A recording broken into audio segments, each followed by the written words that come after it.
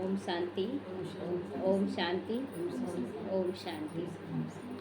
आज बाबा कह रहे मीठे बच्चे, शरीर निर्वाह अर्थ कर्म करते हुए भी बेहद की उन्नति भी करो।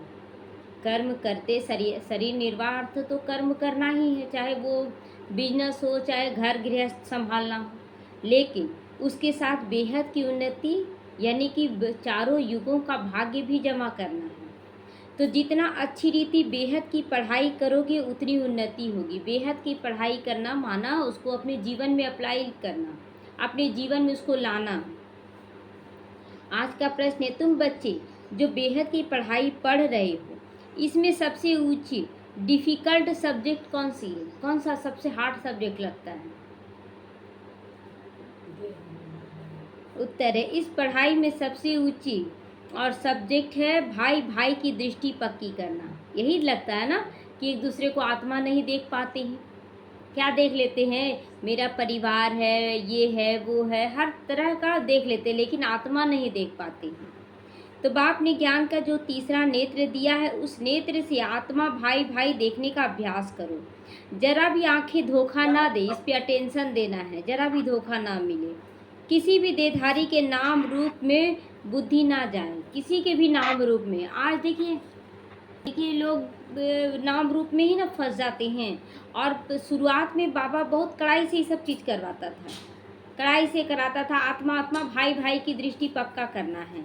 तो उस समय बाबा बोलता था निकल जाओ। देखते एक दो पे ऐसे बच्चे को तो लात मार के बाहर निकाल दो अगर गलत रास्ते में जाते हैं, कितना तरह का बात बोलते थे बाबा। तो बाबा कहता है बुद्धि में जरा भी विकार छीछी संकल्प ना चले, ऐसा परिवार तैयार करना, कुछ भी नहीं। और स्थिति एकदम मजबूत, कहीं भी वैसे बच्चे चले जाएं लेकिन हिले नहीं। तो यह है मेहनत। इस सब्जेक्ट में पास होने वाले विश्व का मालिक बन जाएंगे। जो इस सब्जेक्ट में पास हो जाते हैं, आत्मा आत्मा भाई भाई देखते हैं, सब कुछ देखते हुए सहन करते हुए संस्कार को मिलाते हैं, तो वैसे बच्चे बाबा कहता है कि पास होकर पास विद ऑनर बन जाएंगे। ओम शांति। बेहद का बाप बैठ बेहद के बच्चों को समझाते हैं। हर एक बात एक हद की होती है, दूसरी होती है बेहद की होती है। हद की भी होती है ना, हद का जीवन निर्वाह, और एक होता है बेहद का जीवन निर्वाह, चारों युगों का। तो इतना समय तुम हद में थे, अब बेहद में हो। तुम्हारी पढ़ाई भी बेहद की है। बेहद की बादशाही के लिए पढ़ाई है, इससे बड़ी पढ़ाई कोई नहीं होती, इससे बड़ी पढ़ाई कोई नहीं होती। तो बाबा कहता है कि बेहद की बादशाही के लिए ये पढ़ाई है, इससे बड़ी पढ़ाई तो कोई हो ही नहीं सकती, क्योंकि इस पढ़ाई से हम लोग चारों युगों का भाग्य निर्माण कर रहे हैं। और ऐसे जो लौकिक पढ़ाई पढ़ते हैं उससे तो एक जन्म का भी फिक्स नहीं होता है। तो कौन पढ़ाते हैं यहाँ पर?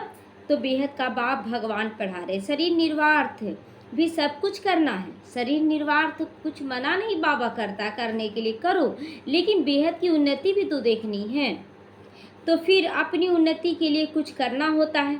बहुत लोग नौकरी करते भी उन्नति के लिए पढ़ते रहते हैं, और ऊंचा पोस्ट लेना और ऊंचा पोस्ट लेना, उसके लिए पढ़ाई करते रहते हैं। वहाँ है हद की उन्नति, यहाँ बेहद के बाप के पास बेहद की उन्नति का आ रहा है। बाबा यहाँ पर हमें बेहद की उन्नति के लिए पढ़ा रहा है।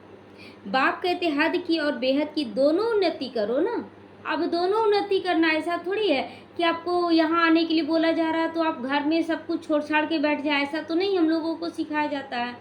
सब कुछ उन्नति करना है, घर परिवार को भी बाबा की ज्ञान मिलाना है, तो वैसा स्थिति बनाकर चलना है। बुद्धि से समझते हो कि हमको बेहद की सच्ची कमाई अब करनी है। अब सच्ची कमाई, पहले तो घर में भी अगर संभालते हुए मन बुद्धि में क्या होता था, ये ऐसा है वैसा है, लड़ाई झगड़ा का माहौल हो जाता था। अभी क्या है कि हद में भी जब रहते हैं तो बेहद की कमाई का सोच के सेवा कर रहे हैं। तो यहाँ तो सब कुछ मिट्टी में मिल जाना है। जितना जितना तुम बेहद की कमाई में जोर भरते जाओगे तो हद की कमाई की बातें भूलती जाएगी। अपने आप हद की कमाई की बातें भूलते जाएंगे। कैसे?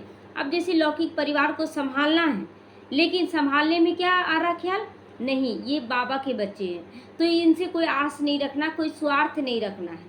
तो इस तरह से हद की कमाई में क्या हो गया, बेहद की कमाई हो गया। तो भूल रहे हैं ना, हद की चीज़ें भूल रहे हैं कि ये मेरा है, परिवार है, ये है, कर रहे हैं सब कुछ, लेकिन क्या सोचकर, आत्मा भाई है, परमात्मा की संतान है।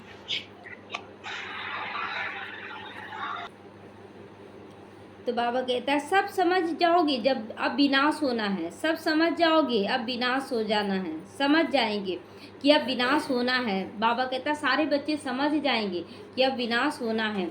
विनाश नज़दीक आएगा तो भगवान को भी ढूंढेंगे। जब विनाश होगा ना तब सच्चाई सफाई की ओर भागेंगे कि कहाँ पर सच्चाई से किया जा रहा कोई भी कार्य। बाबा कहता है कि जब विनाश होने लगेगा ना तब लोग ढूंढने जाएंगे कि कहाँ सच्चाई से, चलो वहीं पर चलते हैं।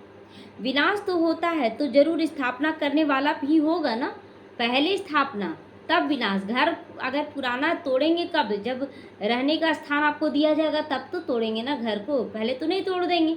तो पहले स्थापना, पहले उसको देखा जाता है कि कहाँ हम रह सकते हैं, उसके बाद तोड़ा जाता है। तो दुनिया तो कुछ भी नहीं जानती। तुम प्रजापिता ब्रह्मा कुमार कुमारी भी नंबरवार पुरुषार्थ अनुसार पढ़ाई पढ़ रहे हो। सारे बच्चे जैसे हैं, नंबरवार पुरुषार्थ अनुसार बन रहे हैं। हॉस्टल में वह स्टूडेंट रहते हैं जो पढ़ते हैं। हॉस्टल में वही, यहाँ जो लौकिक में हॉस्टल रहता है वहाँ कौन रहते हैं, जो पढ़ाई पढ़ते हैं। परंतु यह हॉस्टल तो नहीं आ रहा है, बाबा का हॉस्टल एकदम नहीं आ रहा है। इस हॉस्टल में तो ऐसे ही रहते भी हैं, कई ऐसे भी रहते जो शुरू में चले आए हैं वह रह गए हैं, ऐसे ही आ गए, वैरायटी आ गए ना। शुरू में एक आई थी ना, एक कान से बहरी थी बूढ़ी औरत, और एक आँख से अंधी थी। दोनों बूढ़ी माताओं को ना बाबा एक ही कमरे में रख दिया, बोला ना कि एक दूसरे को सहयोग करके तुम लोग जीवन निर्वाह करो। तो कोई भाई बहन पूछे ना कि बाबा हैंड्स नहीं है, सहयोगी नहीं है, कि कोई सहयोगी दो। तो बाबा बोला कि इन्हीं लोग दोनों को ले जाओ मजाक किया। तो बाबा कहता ऐसे ही आ गए, वैरायटी आ गए, लेकिन उनका कोई था नहीं, लेकिन शुरू में आ गए तो पालना देना पड़ा बाबा को। ऐसे नहीं कि सब अच्छे ही आए हैं बाबा के पास, बाबा के पास सब वैरायटी आए, बच्चे आए, गर्भवती महिला आई तो बच्चे हुए भी नहीं थे वैसी स्थिति में भी आई। तो छोटे छोटे बच्चे भी तुम लेकर आ गए, तुम बच्चों को भी संभालते थे। बच्चों को भी, जो माँ बाप होते थे ना वो बच्चों को नहीं संभालते थे। माँ बाप को भेजा जाता था अलग अलग सेवाओं पर, और जो कुमारियाँ रहती थी उनको माता के रूप में बोला जाता था संभालो बच्चों को। कितना युक्ति से बाबा, ताकि माताओं को कुमारियों की फीलिंग आए और कुमारियों को माता की फीलिंग आए। तो फिर उनमें से कितने चले भी गए ऐसा पुरुषार्थ करके। बगीचे में फूल भी देखो, पक्षी भी देखो, कैसे टिकलू टिकलू करते रहते हैं। यह मनुष्य सृष्टि भी इस समय ऐसा ही है। हमारे में कोई सभ्यता नहीं थी, शुरू में सब आए, कोई संस्कार नहीं था, कोई सभ्यता नहीं था। ये सभ्यता वालों की महिमा गाते थे, किसकी, देवी देवताओं की महिमा गाते थे। कहते थे हम निर्गुण हारे में कोई गुण नहीं। भल कितने भी बड़े आदमी आते हैं फील करते हैं कि हम रचयिता बाप और रचना के आदि मध्य अंत को नहीं जानते हैं। सभी साधु सन्यासी पहले फील करते थे कि हम लोग कितना तपस्या कर रहे हैं, लेकिन हम लोग नहीं जानते हैं। तो फिर वह किस काम की, अगर नहीं जानते हो भगवान को तो किस काम का पूजा पाठ करना, क्या किस काम का तपस्या आप कितना भी कर लें। आप रास्ते में बैठ जाएं कि मेरा बाप कौन है पहचान ही नहीं है, तो 24 घंटे आप बैठ जाइए तो ढूंढ पाइएगा। आपके पास तो उसका परिचय कुछ होना चाहिए ना, फोटो होना चाहिए, कुछ तो होना चाहिए, तब तो आप दिखाकर पूछेंगे इसको जानते हो। आप बिना जाने सुने आप बैठ जाइए कि हम अपने बाप को खोज रहे हैं, तो मिलेंगे। तो किस काम का, तुम भी कुछ काम के नहीं थे ना। अब तुम समझते हो बाप ही कमाल किए, बाप की कमाल है, क्योंकि बाप आया निराकार होते हुए भी पतित दुनिया पतित शरीर में, और हमें अपना परिचय दिया। बाप विश्व का मालिक बना देते हैं। जो रजाई हमसे कोई छीन नहीं सकता। कोई छीन सकता है? हमें शांत रहना है। कोई छीन सकता है क्या? कोई नहीं छीन सकता है। जरा भी कोई विघन डाल ना सके इसमें। अगर हमारी स्थिति पक्की हो गई तो कोई विघन नहीं डाल सकता है हमें। क्या से हम क्या बन जाते हैं ना। क्या थे हम? शूद्र थे। कितना छोटी छोटी बातों में डिस्टर्ब होना, परेशान होना, और आज बाबा कितना अच्छा बना दिया। तो ऐसे बाप की श्रीमत पर जरूर चलना चाहिए। भर दुनिया में कितनी ग्लानि हंगामे होते रहते हैं, यह कोई नई बात नहीं है। 5000 वर्ष पहले भी हुआ था। शास्त्रों में दिखाते हैं ना, यज्ञ रचा गया, असुरों के विघन पड़े। तो कल्प पहले भी हुआ था। बच्चों को बताया यह जो भक्ति मार्ग के शास्त्र है वह फिर भक्ति मार्ग में ही पढ़ोगे, यहाँ नहीं। भक्ति मार्ग में फिर से पढ़ेंगे। इस समय तुम ज्ञान से सुख धाम में जाते हो, उसके लिए पूरा पुरुषार्थ करना चाहिए। जितना आप पुरुषार्थ करोगे उतना कल्प कल्प का भाग्य निर्माण होगा। इस समय जो भी पुरुषार्थ करे वो कल्प कल्प के लिए हो जाएगा। देखिए, एक 24 घंटे में भी आप चारों युगों का भाग्य लिखते हैं कि नहीं? बोलते हैं ना कि हम सतयुग में ज़्यादा समय रहेंगे, कि त्रेता में रहेंगे, कि द्वापर में, कि कलयुग में।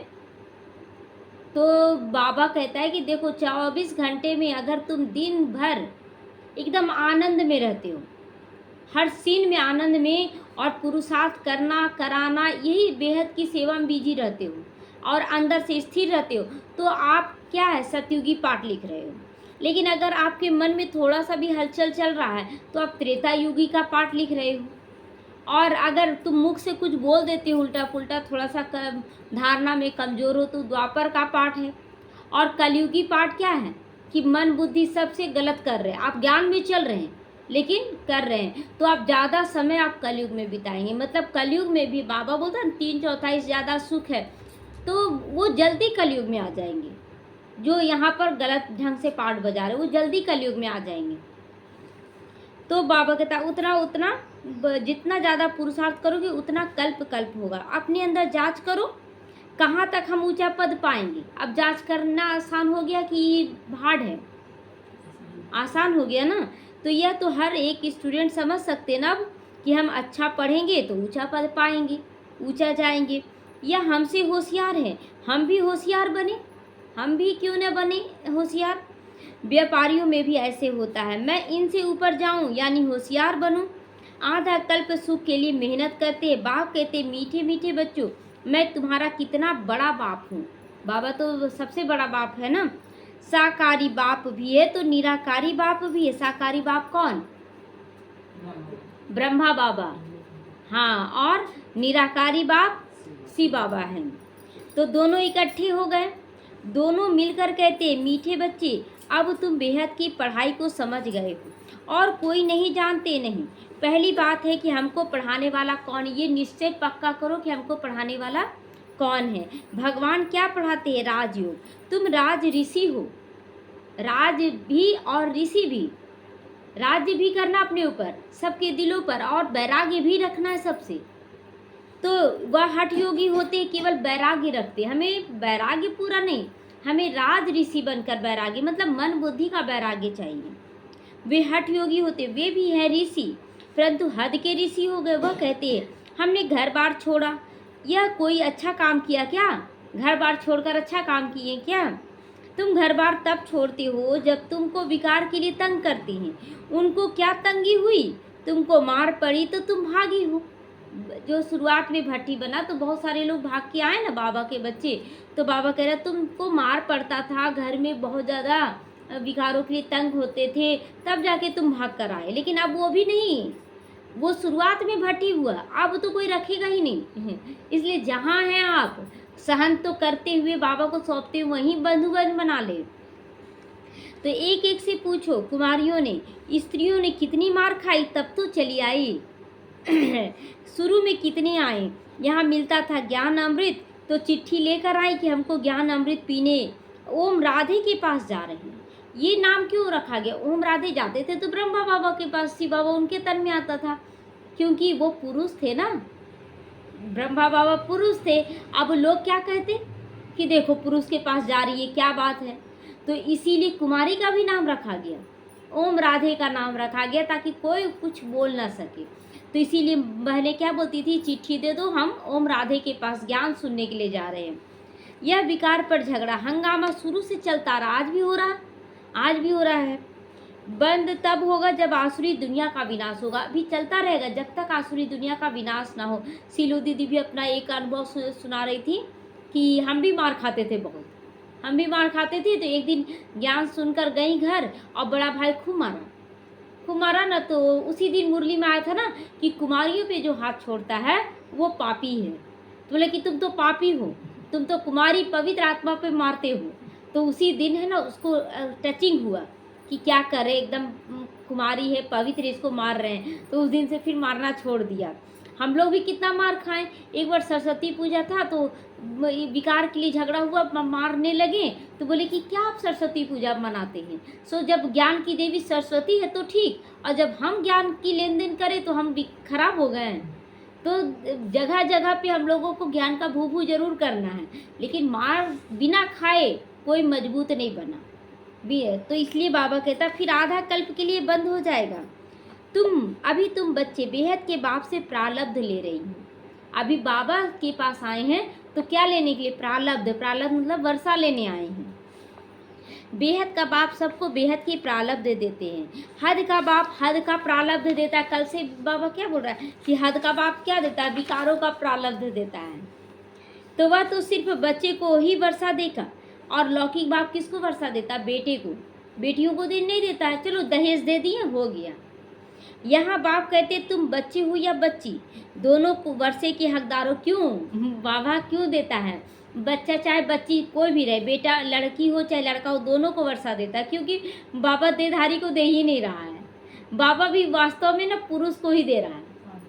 हाँ, आत्मा को दे रहा। आत्मा पुरुष है ना, तो आत्मा को दे रहा है ना सारा ज्ञान गुण शक्ति। किसको दे रहा? आत्मा को दे रहा है। और जो देह भान में उसको कितना समय के लिए दे रहा है? इसी जन्म के लिए दे रहा है। माना ससुराल तक सीमित रहो, यहीं तक सीमित रहो।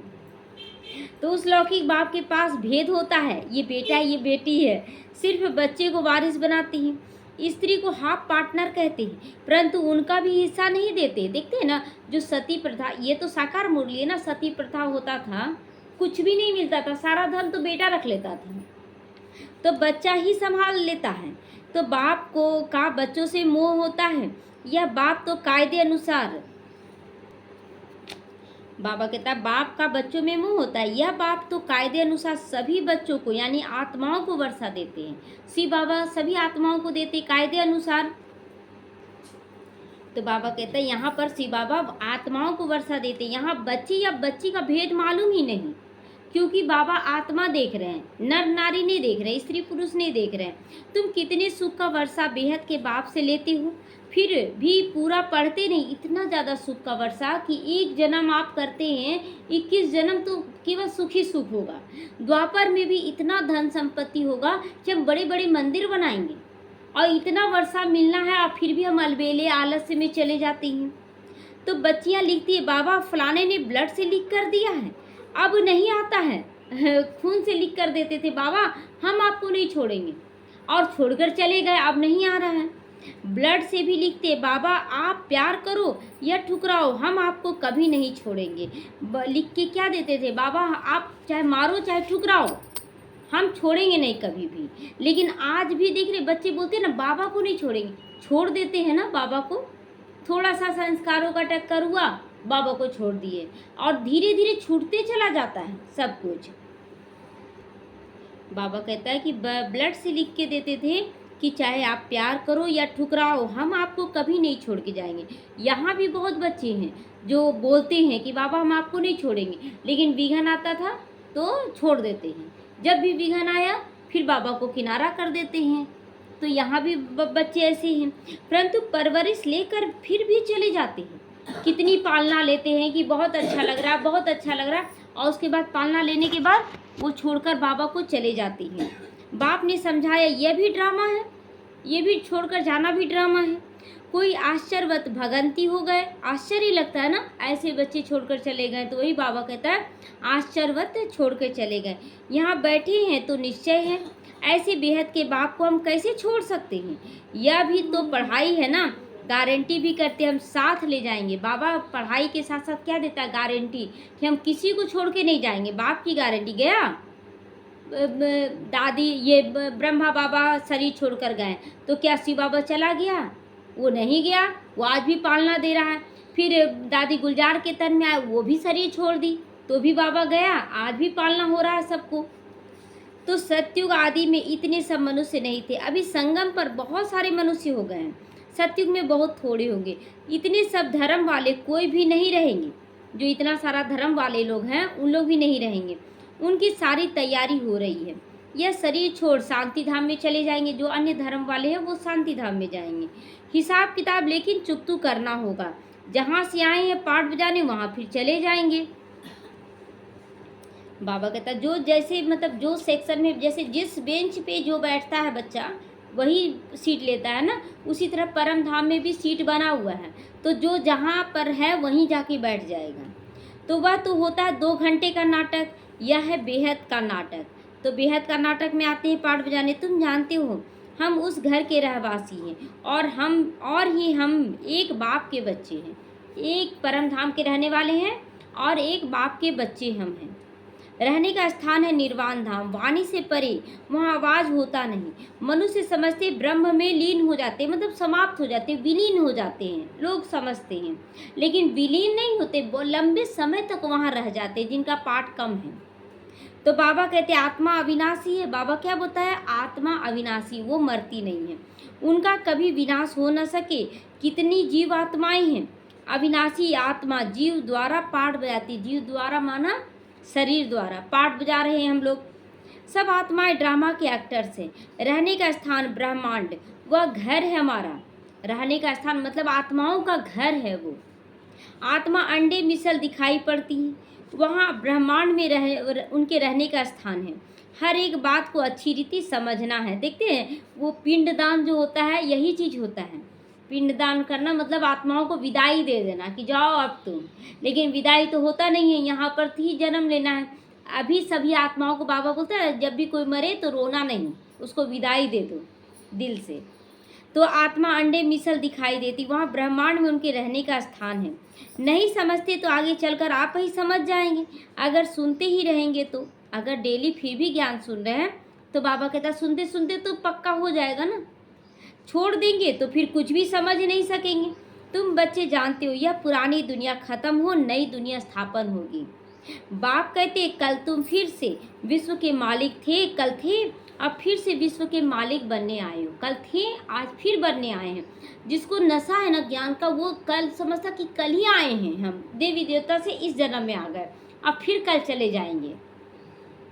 गीत भी है ना, बाबा हमको ऐसा मालिक बनाते हैं जो हमसे कोई छीन ना सके, कोई नहीं छीन सकता है। अगर हम चलना चाहें ज्ञान में, कोई रोक सका? कोई रोक नहीं सका। तो उसी तरह बाबा से कहते कि बाबा ऐसा विश्व का मालिक बनाओ जो हमसे कोई नहीं छीन सके। अब बाबा बनाता भी है। आकाश जमीन आदि सब पर हमारा अधिकार होता है। इस दुनिया में देखो क्या क्या होता है। एक छोटे छोटे कमरे के लिए लोग लड़ाई करते हैं। अरे कमरा तो छोड़ो, एक छोटा सा सामान भी रहता है ना, तो उसके लिए ये मेरा बर्तन है, ये मेरा कटोरी है, मेरा चम्मच है, इतना छोटा छोटा चीज़ के लिए लड़ाई करते हैं लोग। सब है मतलब के साथी। मतलब के साथी मतलब एक चम्मच के लिए भी देखिए क्या मेरा चम्मच ले लिया, मेरा कटोरी ले लिया, इससे लड़ाई होता है। वहाँ ऐसे नहीं होगा। जैसे लौकिक बाप बच्चों को कहते यह धन माल सब कुछ देकर जाते हैं, इनको अच्छी रीति संभालना। बाबा हम लोगों को सब कुछ देकर जाता है और बोलता है बच्चे अब तुम संभालना अच्छी रीति। तो ये जब शरीर छोड़ेंगे तो उन लोग भी ऐसा ही कहेंगे, लो अब तुम लोग संभालो, अब हम चलें।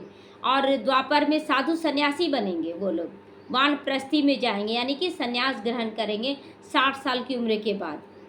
तो बेहद का बाप भी कहते हैं तुमको धन माल सब कुछ देता हूँ, संभालना। तुमने हमको बुलाया है, पावन दुनिया में ले चलो, तो जरूर पावन बनाकर ही विश्व का मालिक बनाऊंगा ना। ऐसे तो नहीं बना देगा बाबा विश्व का मालिक। अब आए हैं यहाँ पर तो हक हो गया है कि हम विश्व के मालिक बनेंगे, लेकिन लायक तो बनाएगा ना। अब बच्चा जन्म हुआ, जन्म लेते के साथ दो बच्चे, मेरा करोड़ों का संपत्ति अब तुम संभालो, संभालेगा क्या वो बच्चा? उसको बड़ा होगा, उसके अंदर वो क्वालिटी भरा जाएगा तब तो वो संभालेगा ना। तो यहाँ भी हम बच्चे जन्म लिए हैं, अभी संभालने लायक नहीं है। तो बाप कितना युक्ति से समझाते हैं। इसका नाम ही है सहज ज्ञान योग। सहज है ना ज्ञान, ये योग भी बहुत सहज है। सेकंड की बात है, सेकंड में मुक्ति जीवन मुक्ति मिल जाती है। सेकंड में जीवन मुक्ति अगर अच्छी तरह से चले तो मुक्ति और जीवन मुक्ति दोनों मिलता है। अब तुम कितना दूरांदेशी बुद्धि हो गए हो, दूर की सोचने लगे हैं। कैसे दूर की? कि सत्युग त्रेता का तैयारी यहाँ कर रहे हैं, तो यहाँ चिंतन होता रहे। हम बेहद के बाप से पढ़ रहे हैं, हम अपने राज्य की स्थापना कर रहे हैं, तो हम उसमें हम ऊंचा स्थान क्यों ना पाएं? इतना पुरुषार्थ करें, मरना ही ना है तो क्यों ना ऊंचा पुरुषार्थ करके मरे। कम क्यों पाएंगे हम? कम नहीं पाना है। राजधानी स्थापन होती है, उसमें भी मर्तबे होते हैं, दास दासियां ढेर होंगी, वह भी बहुत सुख पाते हैं, साथ में महलों में रहेंगे। जैसे राधे कृष्ण की दास दासी जो होगी तो वो तो उनके साथ साथ रहेंगे, तो बच्चों आदि को संभालते होंगे ना वहाँ पर। वो बच्चे जो लक्ष्मी नारायण के बच्चे होंगे, लक्ष्मी नारायण होंगे, राधा कृष्ण उनको संभालते होंगे, कितना वो भी सुखी होंगे। सिर्फ नाम है दास दासी पड़ता, लेकिन सब कुछ भोगेंगे। जो राजा रानी खाएंगे वही दास दासियां भी खाएंगी। प्रजा को नहीं मिलेगा, फिर प्रजा जो बनेंगे उसको नहीं मिलेगा, लेकिन अगर कृष्ण के दास दासी रहें तो सब कुछ मिलेगा। दास दासियों का भी बहुत मान होता है, परंतु उनमें भी नंबरवार है ना दास दासी। अब कोई कृष्ण महलों में प्रिंसों को, राजकुमार राजकुमारी को संभालने वाला दास दासी है, अब कोई है साहूकारों का दास दासी, अब कोई प्रजा का भी दास दासी होगा। तो ये भी सोचकर चलना है कि हम कितना पुरुषार्थ करें। तुम बच्चे सारे विश्व के मालिक बनते हो। दास दासियां तो यहाँ भी राजाओं के पास होती हैं। प्रिंसेस की जब सभा लगती है, आपस में मिलते हैं तो फुल श्रृंगार किए हुए ताज आदि सहित होते, उसमें भी नंबरवार बड़ी शोभनीक सभा लगती है, नंबरवार लेकिन लगती है। सारा जब इकट्ठा होता है चारों तरफ का, ब्रह्मा बाबा का तो देखा हुआ था ना, तो चारों तरफ का राजकुमार राजकुमारी इकट्ठा होता था तो पता चलता था नंबरवार है सब, तैयार होने में भी। उसमें रानियां नहीं बैठती थी, वह पर्दे में रहती थी। यह सब बातें बाप बैठ समझाते हैं। उनको तुम प्राण दाता भी कहते हो, जिया दान देने वाला भी। अभी हम लोग मरे पड़े हैं और बाबा हमें जीवन जीना सिखला रहा, तो यही हुआ जिया दान देना। घड़ी घड़ी शरीर छोड़ने से बचाने वाला है, वहाँ मरने की चिंता नहीं होती है। यहाँ कितनी चिंता रहती है, यहाँ तो चिंता में घुटते रहते, क्या करे कैसे करे। जब तक आप लौकिकता में फंसे रहेंगे बहुत सारा चिंता रहेगी। आप एकदम मन बुद्धि से किनारा कर लें, मन निश्चिंत हो जाएगा। तो थोड़ा कुछ होता है तो बुलाएंगे डॉक्टर को, कहाँ मर न जाए, वहाँ डर की बात ही नहीं होती है। तुम काल पर भी जीत पाते हो तो कितना नशा रहना चाहिए ना। मृत्यु पे जीत पा लिए ना, जो होगा होगा, मरेंगे ना, मरना तो है ही, चलो कुछ करके मरे। तो पढ़ाने वाले को याद करो, याद की यात्रा हुई।